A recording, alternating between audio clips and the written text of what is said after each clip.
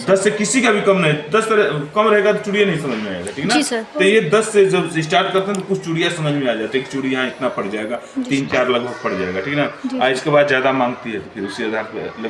कल एक सवाल बताया था ना चीज़ कि एक हम पूछे कि लड़की एक है, लड़की एक है और एक की लंबाई 40 इंच है, यानी 2 सलवार उसको बनाना है, और एक चूड़ीदार बनाना है जिसकी लंबाई 60 इंच है। दोनों में कपड़ा कितना लगेगा? बराबर। दोनों में क्या लगेगा? बराबर कपड़ा लगेगा, लड़की एक ही है। जिससे अब साधारण के लिए नहीं, बिल्कुल नहीं समझ रही हो ये चीज, ठीक। जैसे रोटी बनाना हुआ और पराठा ही बनाना है या पूरी बनाना है, आटा वही होगा कि दूसरा होगा? वही होगा, तरीका बदल जाएगा, तरीका तरीका बदलेगा ना।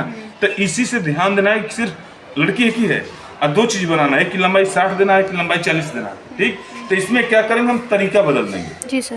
चूड़ीदार काटेंगे तो दूसरे तरीके से काटेंगे और सादा वाला काटेंगे तो दूसरे तरीके से। नाप होगा दो ही, कपड़ा लेने का भी एक ही तरीका है, इसमें उस तरीके से उसमें भी, जी सर, ठीक।